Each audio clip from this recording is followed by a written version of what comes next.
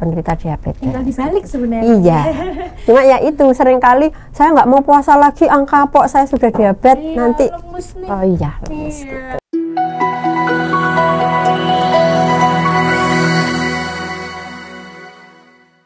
Assalamualaikum warahmatullahi wabarakatuh. Halo semuanya, senang sekali ya kita ketemu di acara Sidika seputar informasi Dinas Kesehatan Kota Kediri bersama saya Meni Junior. Dan kali ini kita bersama seseorang yang sangat luar biasa sekali, ahli gizi, ya kan? Seorang yang kita akan pelototin kalau makannya salah gitu ya. Kali ini kita bersama Ibu Nuzul Dwi Utami, DCN MGZ RD. Beliau adalah ahli gizi, ketua Persagi atau Persatuan Ahli Gizi Indonesia untuk Kota Kediri. Selamat siang Bunda. Selamat siang Mbak Meni. Aja ya, tetap cantik gitu ya. Emang kalau ahli gizi tuh beda ya dari auranya. Mungkin makan makanannya sehat gitu. Insya Allah. Insya Allah. Kok jawabnya kayak masih ragu gitu ya. Tapi memang ini Bunda, kenapa kita sengaja datangkan Bunda? Karena sebentar lagi kan kita akan memasuki bulan suci Ramadan. Nah, bulan suci Ramadan sebentar lagi akan kita hadapi. Nah, ini yang jadi permasalahan adalah gimana ya caranya biar tetap sehat pas bulan suci Ramadan gitu.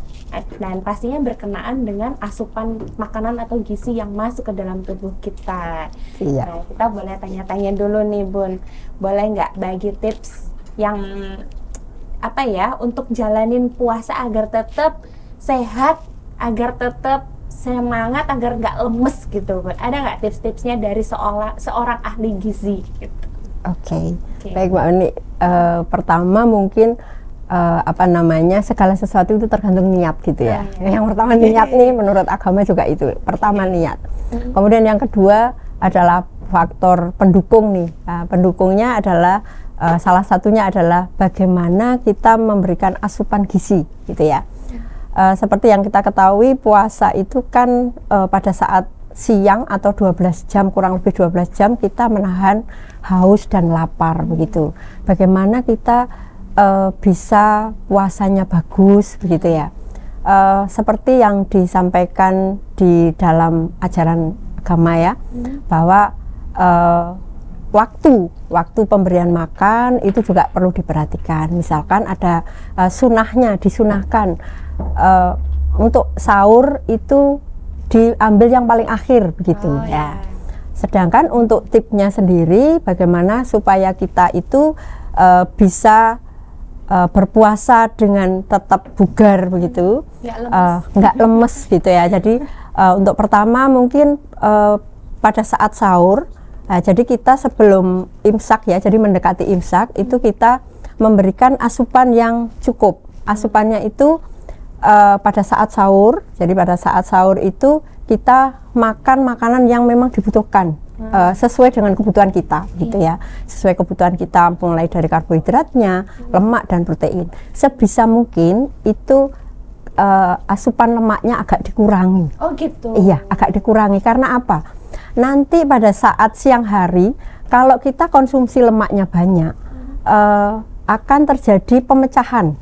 Ya, pemecahan lemak itu menyebabkan rasa haus. Oh gitu ya. Gitu ya. Jadi kalau bisa pada saat sahur itu makanannya yang berlemak agak dikurangi.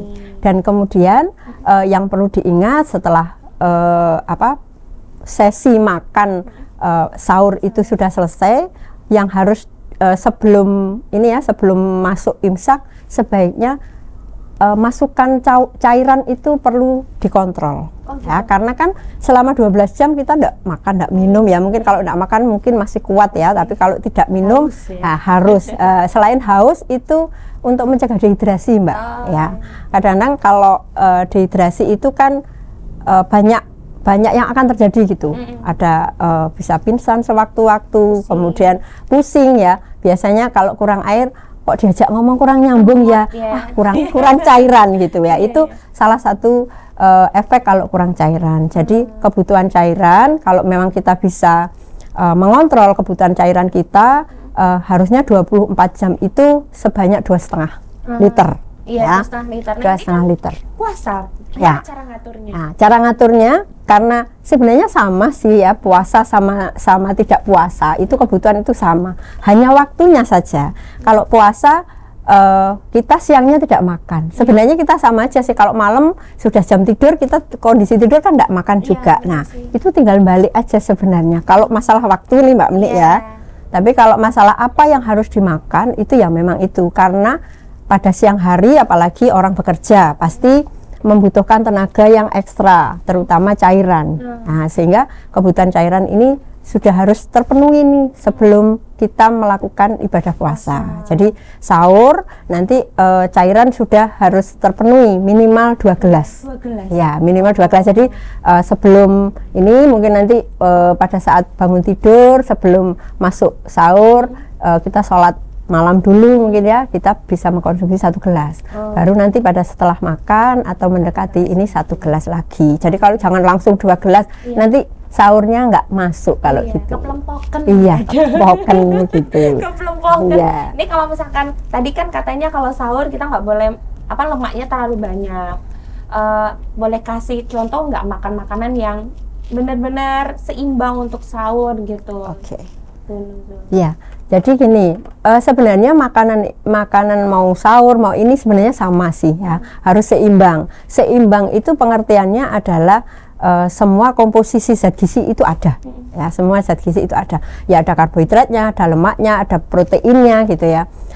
Itu harus ada. Tetapi yang itu tadi, kalau goreng-gorengan yang sumber-sumber lemak ya, tidak hanya digoreng saja. Kalau digoreng saja memang kita nyata begitu ya. Tapi kalau dari bahan makanan sendiri, misalkan pemakaian daging yang berlemak, ya itu biasanya kan mohon maaf soto itu kan biasanya cari yang lemak-lemak, itu sebaiknya tidak dikonsumsi pada saat sahur. Oh gitu. Ya, karena komposisi lemaknya kalau saya apa namanya ini yang merekomendasikannya. Jadi mungkin bisa sayur-sayuran. Kalau saya lebih baik sayuran. Yang ya, karena apa? Sayuran itu isinya banyak serat. Nah, sementara serat itu fungsinya yang pertama itu istilahnya untuk pengganjal perut nih Mbak. Jadi bikin kenyang dan awet. Karena di dalam tubuh itu tidak serta-merta dipecah begitu, sehingga awet kenyangnya. Kemudian yang kedua mungkin buah ya, buah, sayur dan buah itu sebaiknya diberikan pada saat sahur. Kalau saya itu lebih awet karena awet kenyang tadi. Betul, gitu. betul. Tapi kan kalau masyarakat kita tuh biasanya ibu-ibu kan males juga bangun malam-malam gitu ya Bun. Ya udah, kalau sayur oke, aku tadi punya sayur blenderan nih, sayur blenderan yang buat sahur gitu. Nah itu gimana nih tanggapan seorang ahli gizi mengenai sayur blenderan, apalagi yang udah ngerak ya kan? Itu kan enak banget dimakan pakai nasi hangat. Ya, jadi unik ya. Jadi tidak hanya pas ini sih, tidak hanya pas puasa. Sebenarnya sayuran yang diolah atau dipanaskan ya, diolah atau dipanaskan beberapa kali itu memang banyak kekurangannya begitu. Yang pertama, jelas vitamin yang tidak tahan panas ya, rusak dengan pemanasan, itu akan berkurang vitaminnya, akan rusak gitu. Kemudian yang kedua, biasanya yang dipanas-panasi itu biasanya bersantan. Biasanya bersantan ya, sayur-sayur lodeh. Dengan dipanasi itu kandungan air dia akan berkurang nih dengan pemanasan, sehingga begitu makan itu lebih asin daripada kemarin. Kenapa blenderang lebih asin ya? Karena kandungan airnya lebih sedikit, sehingga rasa asin itu hati-hati nih, terutama yang punya penyakit bawaan seperti hipertensi ya. Jadi makanya kakak blenderang makannya hipertensi ya itu. Jadi bukan marahnya karena didui blenderang, tapi memang natriumnya akan lebih tinggi gitu ya. Jadi mungkin lebih dihindari untuk makan blenderang, nggak hanya pas puasa aja, tapi setiap harinya juga. Oke. Jadi ini ada juga pertanyaan mengenai kalau misalkan kita berpuasa nih Bu Nuzul, berpuasa itu nanti waktu buka kan katanya harus dengan yang manis kayak melihat saya mungkin atau melihat Bu Nuzul, bukan seperti itu. Jadi kalau buka puasa harus dengan yang manis tuh bener nggak sih? Emang haruskah seperti itu gitu? Oke, baik. Begini, ini saya sedikit ini ke agama gitu ya. Memang disarankan kita yang manis, contohnya dicontohkan Nabi itu kurma begitu ya. Kurma ya memang dicontohkan. Ada filosofinya kenapa harus begitu gitu. Jadi selama 12 jam, mohon maaf, selama 12 jam kan perut kita kosong nih. Sejak dari sahur ya, imsak itu kita kosong nih sampai maghrib gitu ya. Pada saat posisi kosong berarti lambung kita ini kosong nih ya. Kemudian kenapa harus manis-manis gitu ya? Kenapa harus manis-manis? Yang manis-manis dalam tanda kutip sebenarnya itu adalah maunya itu adalah yang sifatnya karbohidrat ya. Karbohidrat yang rantai pendek. Ya, jadi karbohidrat itu macam-macam gitu Mbak Bri ya. Ada yang rantai pendek. Kenapa kok karbohidrat? Supaya karbohidrat ini adalah dari sekian banyak zat gizi itu karbohidrat itu yang utama atau yang paling pertama dipecah.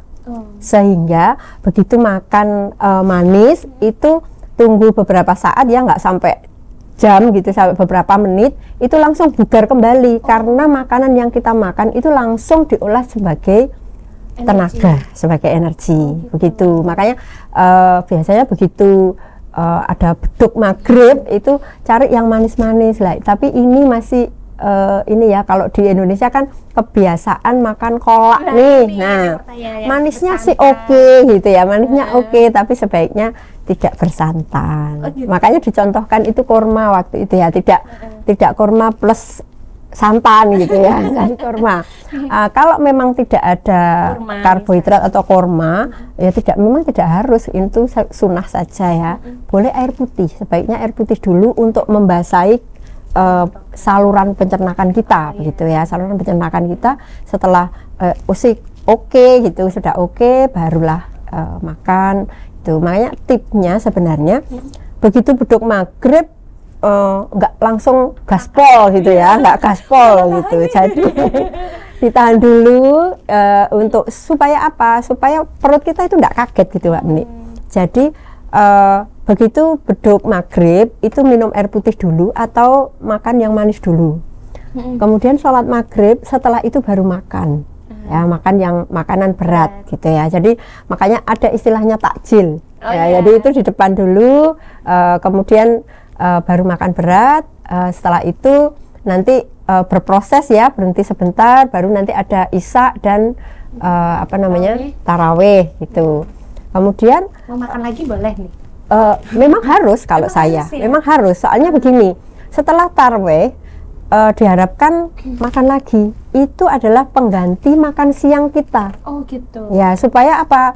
Berat badan kita tetap. Kecuali ada yang mau ngiras-ngiras nih, mumpung puasa nih ya, seperti Mbak Meni ini maunya sekalian ini biar diet gitu ya. Gimana tuh?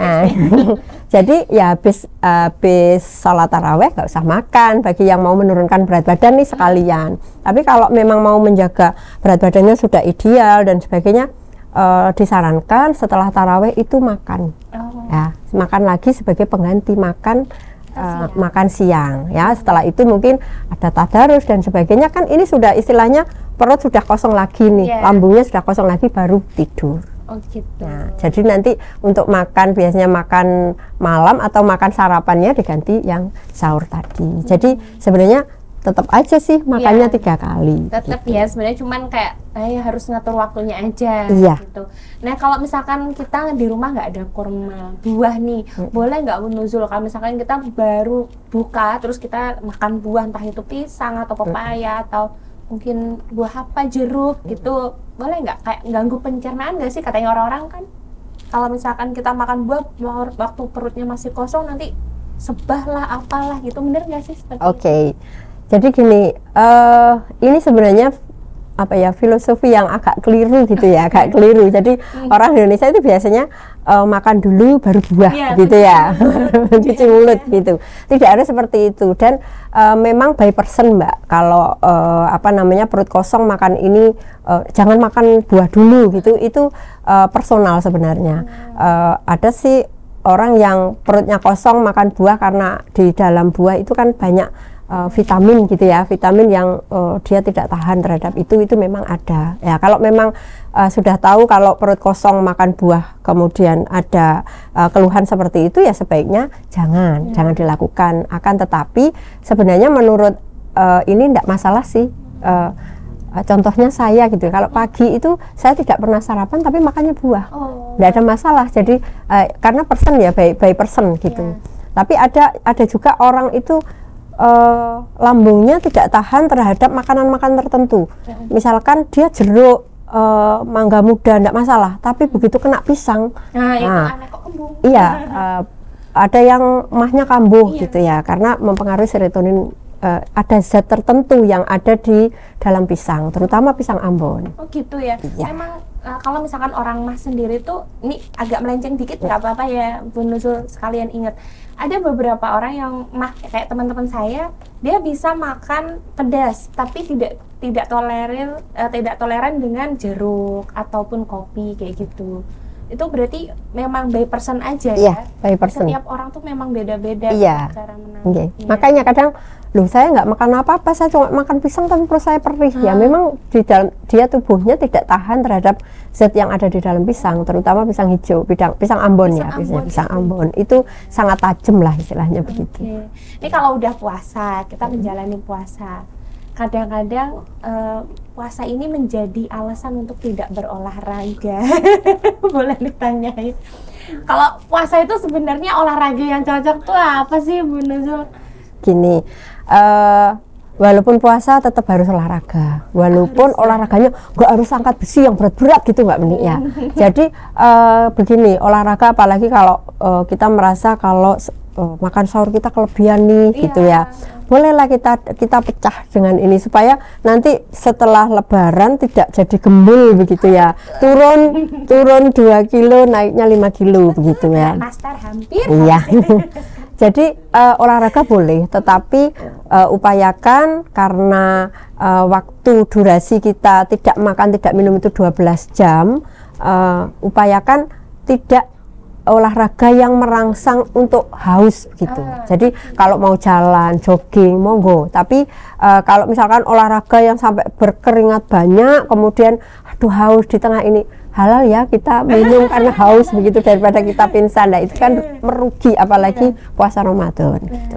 Jadi ada jam-jam tertentu nggak ini Bu Nuzul kalau misalkan mau olahraga? Ya, ini kalau untuk olahraga ringan sebenarnya dari pagi tidak apa-apa. Jadi karena kan kita memecah tadi yang kita makan nih, yang kita makan, kita sahur kita sudah bisa pecah. Tetapi kalau misalkan takut nih nanti aku paginya olahraga nanti sorenya nggak kuat nih, apa haus, apa lemas, apa kalorinya habis begitu ya, tenaganya habis ya, bisa ambil yang menjelang maghrib, biasanya seperti itu. Jadi jam-jam sebelum buka puasa dilakukan olahraga gitu. Tapi jangan terus balas dendam ya Mbak Ni. Habis itu makannya tegas gitu, ada-adanya di meja. Ini gimana cara ngatasinya biar kayak gitu? Jadi olahraganya mungkin sekarang milih yang ringan-ringan gitu ya. Iya. Terutama ini Mbak Ni, kalau bisa itu olahraga kalau yang nggak terlalu ini kan mungkin yang angkat barbel ringan-ringan. Nah itu sebenarnya olahraga itu bagus untuk otot-otot kita. Kalau otot-otot itu aktif, otomatis insulinnya, jadi insulin yang bisa membantu menstabilkan gula darah itu bisa lebih bagus. Ini ngomong-ngomong soal insulin, ada orang yang insulinnya udah nggak bisa dipakai, contohnya penderita diabetes gitu ya. Kalau diabetes, orang-orang yang mengidap diabetes itu puasanya gimana nih Bu Nuzul? Kan ada beberapa yang katanya boleh puasa, ada yang enggak puasa gitu. Jadi bagi yang menderita diabetes itu sebaiknya sebelum puasa periksa dulu ke dokter penyakit dalam. Apakah direkomendasikan untuk puasa atau tidak? Karena ada beberapa orang itu yang kadar gula darahnya cepat ngedrop dan sebagainya. Dari hasil pemeriksaan nanti akan direkomendasikan nih Mbak nih, oh iya Pak boleh puasa. Tapi kalau dari dokternya mengatakan sebaiknya tidak puasa ini gitu ya. Ada pemeriksaan tertentu. Tapi jangan khawatir kalau memang dokter sudah memperbolehkan puasa, itu berarti aman ya, aman. Tentang pemakaian obat, misalkan orang diabetes atau mengatur makannya, itu sama sih prinsipnya. Jadi tinggal mengalihkan saja di malam hari. Misal pasien itu ada atau orang itu yang biasanya harus minum obat pagi hari nih, nah, itu diminumnya tidak sahur ya Mbak Meni. Jadi jangan salah. Jadi lah biasanya saya sama dokternya minumnya pagi, berarti besok pagi dong saya minum. Nah itu salah. Oh gitu. Ya, jadi salah. Minumnya kapan? Minumnya pada saat sebelum berbuka puasa. Oh jadi memang pas berbukanya itu. Berbuka itu dianggap makan pagi. Oh iya dibalik gitu ya. Iya, jadi dianggap makan pagi. Makan malam. Ininya makan malam. Jadi takutnya kalau mengkonsumsi obatnya itu pada saat sahur, sementara dia tidak makan selama 12 jam, dia akan mengalami hipoglikemi atau gula darahnya ngedrop. Iya. Jadi kalau misalkan makan atau mengkonsumsi obatnya itu pada saat berbuka puasa, itu kalau seandainya kok aku agak gemeter ya, agak lemes, kemungkinan gula darahnya turun, itu masih ada kesempatan untuk mengkonsumsi obat atau makanan minuman yang bisa membuat stabil gitu. Jadi ada kekeliruan itu seringkali ya. Iya, soalnya kan banyak gitu, kok udah minum obat tapi kok malah ngedrop gitu. Ternyata minumnya pas berbuka. Iya, jadi waktunya seperti itu. Jadi makan paginya itu kalau misalkan sudah pernah konsul ke ahli gizi nih, biasanya kan dibikinkan jadwal tuh makan untuk penderita diabetes itu. Kalau makan paginya ya dialihkan yang berarti yang makan sore itu. Kan dia mesti makannya kan 3 kali makan, 3 kali snack seperti itu ya. Jadi nanti sebelum pada saat sebelum berbuka itu minum obatnya dulu. Nah, setelah itu berbuka. Nah, setelah nanti sebelum taraweh itu makan snack. Camilan. Kemudian nanti setelah taraweh makan sebagai pengganti makan siang. Nah, makan yang kedua. Setelah itu sebelum tidur nanti setelah tadarus itu makan snack lagi. Gitu. Baru tidur, setelah itu sahur itu penggantinya makan sore untuk penderita diabetes. Tinggal dibalik sebenarnya. Iya. Cuma ya itu seringkali saya nggak mau puasa lagi, kapok saya sudah diabetes nanti. Lemes nih. Oh iya, lemes gitu. Nah kalau misalkan diabetes sudah paham nih. Kalau penderita MAH ini gimana nih? Kan katanya kalau penderita MAH itu kalau nggak makan tuh perutnya sakit gitu. Ada kiat-kiat khusus nggak atau harus mengkonsumsi apa-apa gitu? Baik, untuk penderita MAH itu kalau misalkan mau berpuasa, mungkin pada saat awal-awal seringkali perih gitu ya. Tapi kalau sudah kebiasaan sama sebenarnya kan cuma dibalik aja ya, cuma dibalik aja. Cuma pada saat-saat awal karena jam-jam biasanya jam pagi sarapan, kemudian jam 10 ngemil dan sebagainya, itu kalau ada beberapa jurnal sih Mbak Meni, ini makanan yang paling bagus dikonsumsi untuk pasien gangguan lambung itu kita banyak di sini, bengkuang. Jadi pada saat sahur sebelum akhir ini makan bengkuang. Iya, makan bengkuang. Jadi nanti ada di dalam bengkuang itu kan selain ada cair airnya, ada patinya, nah, kemudian ada seratnya. Nah, ini yang mungkin bisa membantu untuk teman-teman yang ada keluhan MAH gitu. Tahu ya, ternyata makan bengkuang itu bisa membantu untuk orang-orang yang punya MAH dalam menjalankan puasa. Jadi itu memang makannya ada ukurannya, nggak mungkin Bu Nuzul 100 gram kah, apa 1 ombyo 1 ombyo. Biasanya kalau makan itu, kalau buah takarannya rata-rata itu antara 100 sampai 200 Mbak Meni. Ya, sampai 100-200 tergantung buahnya. Ya, kalau antara semangka dan sebagainya itu biasanya 200 gram. Ya, apa harus nimbang? Enggak. Nimbang itu untuk belajar aja sebenarnya. Kita punya URT namanya, ukuran rumah tangga. Oh, 1 entong. Jadi kalau kita bilang 1 entong, entongnya seberapa? Nanti entong saya itu sak kopil gini, entongnya Mbak Meni bawa besar yang untuk ngaruh gitu ya. Nah, itu. Jadi kita lihat dulu kalau buahnya jenis apa gitu. Kalau untuk bengkoang sih sekitar 200-an. 200 iya. gram ya. Kalau misalkan buah itu ada kan yang katanya buah yang bisa menyebabkan kembung seperti buah nangka, cempeda, kayak gitu emang benar nggak sih Bu Nuzul berpengaruh ke orang-orang yang punya penyakit mah? Betul. Oh betul. Ya? Betul. Jadi ada beberapa buah yang memang menghasilkan gas istilahnya. Tidak hanya buah Mbak Meni sebenarnya. Banyak sayuran juga seperti kubis, kemudian lobak dan sebagainya itu. Juga. Iya, kalau makanan yang lain seperti ubi itu menghasilkan gas. Jadi kalau yang punya gangguan lambung sebaiknya hati-hati, jangan perut kosong itu atau makan dalam jumlah yang cukup besar karena itu bisa menghasilkan gas gitu. Oh gitu. Jadi memang benar ya ternyata makanan seperti itu bisa membuat kita sebah kayak gitu ya. Jadi nangka, durian. Oh durian juga? Iya. Nanti kalau ada durian dikirim ke saya aja. Jadi itu yang sering menyebabkan ini yang menghasilkan gas istilahnya. Iya, menghasilkan gas gitu ya. Dokter jadi kebiasaan.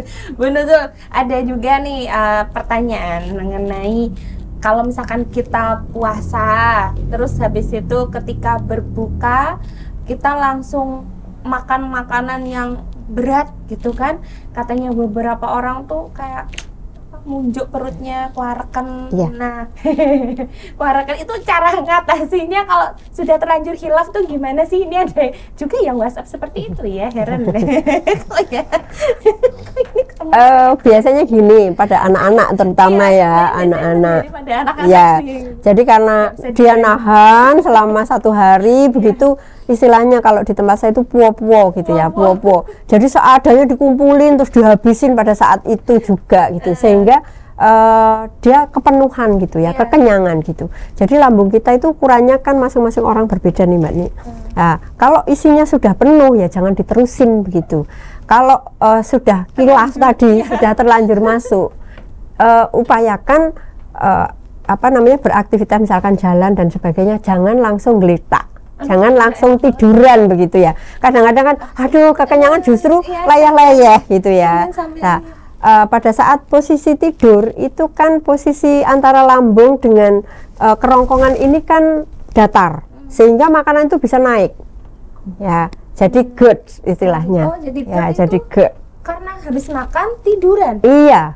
Jadi jadi sebenarnya kan ada sphincter tuh, ada klepnya tuh di situ. Tapi kalau ada di lambungnya itu kebuka karena kepenuhan gitu ya, ini bisa naik nih. Apalagi kalau dipakai tidur gitu, bisa naik sehingga di kerongkongan panas. Betul, gitu ya. Iya. Iya, soalnya saya mengalami GERD juga dan ternyata memang kebiasaan saya tuh habis makan ledak. Leyeh-leyeh. Ya seperti itu menyebabkan GERD ya. Iya. Salah satunya itu penyebabnya. Jadi kalau misalkan habis makan ya harus aktivitas dulu. Iya, yang nggak harus lari-lari sih. Iya. Jaraknya setelah makan malam setelah terawih sama tidur itu berapa jam lebih idealnya? 1/2 jam cukup. Sudah turun. Cukup, ya. Nanti cuma pengosongan lambung itu rata-rata 2 jam. Pengosongan lambung. Tapi aman ya kalau misalkan habis makan 1/2 jam kemudian kita tidur? Insya Allah aman. Aman ya. Jadi sudah turun semua kecuali yang ini ya, makanya tadi yang susah-susah dicerna begitu ya. Kalau yang aman-aman saja, apalagi masih muda kan, pencernakan itu kan mulai dari sini nih, dari mulut itu sudah ada secara mekanik, sudah dihancurin, sudah dicampur saliva dan sebagainya, di dalam kan tinggal ngancurinnya. Peristaltik itu tidak seberapa kuat, mungkin cairan-cairan atau ini gitu. Satu lagi dah tips untuk yang mau sekalian diet ketika berpuasa. Boleh dong pertanyaan dari saya. boleh. Jadi ini mau diet apa nih? Mau diet menurunkan. Oke. Untuk menurunkan berat badan itu memang sebenarnya ini Mbak Meni. Jadi ada macam-macam begitu. Kalau untuk atlet biasanya itu juga ada pengaturan, istilahnya pengaturan berat badan. Kalau di tempat apa namanya pelatnas dan sebagainya itu kan ada pengaturan nih. Betul. Oh, yang kurus digemukin, yang gemuk dikurusin gitu ya. Jadi kalau misalkan ini pertanyaan dari Mbak Meni tadi, kalau sekalian ini ya berarti menguranginya di saat-saat makan itu, porsinya saja yang dikurangi.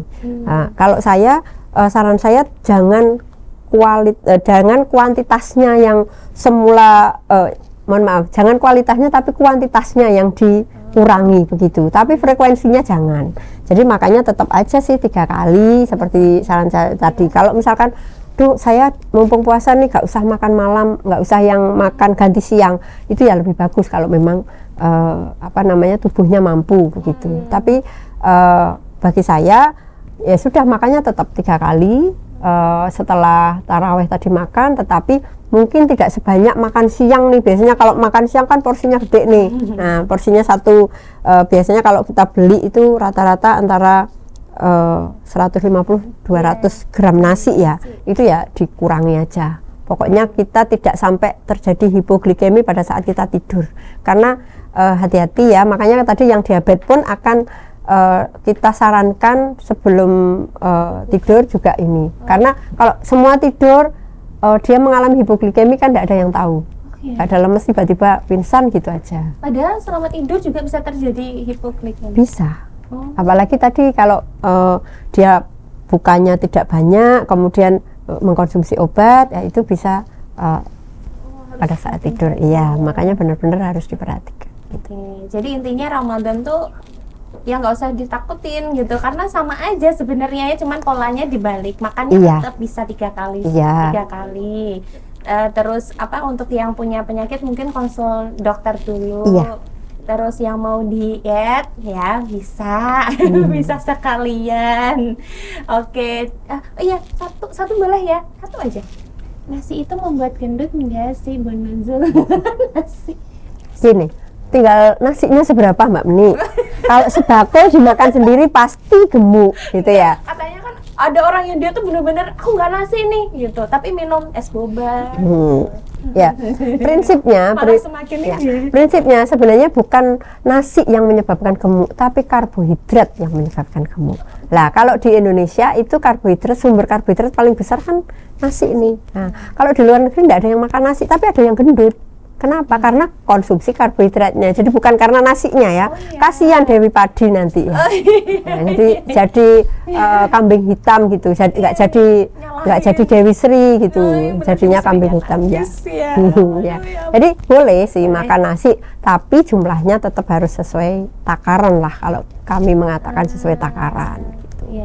Jadi nasi bukan yang bikin gendut ya, tapi tidak hanya nasi, tapi karbohidrat. Karbo itu kan ada di mana-mana. Ada di mana-mana, tapi yang paling banyak yang kita makan, komposisi makan kita itu paling banyak adalah nasi. Nah, nggak makan nasi tapi makan gulanya terus-terus sama. Oh iya, makan nasi tapi minum teh tuh. Gitu mau kurus. Kayaknya seru nih kita bahas diet. Mungkin Dinas Kesehatan mengundang lagi ya, baik. Next episode ya. Baik, terima kasih untuk Ibu Nuzul Dwi Utami DCN MGZ RT selaku Ketua Persaiki Kota Kediri. Terima kasih untuk sharingnya. Sebenarnya masih banyak ya yang mau ditanyakan. Mungkin insya Allah di next episode kita ketemu lagi ya. Baik, kita berdua mengucapkan selamat menjalankan ibadah puasa Ramadan. Semoga kita dalam keadaan sehat dan bisa meraih kemenangan di bulan Syawal ya. Amin. Terima kasih untuk semuanya. Sampai ketemu lagi di Sidika di next episode. Assalamualaikum.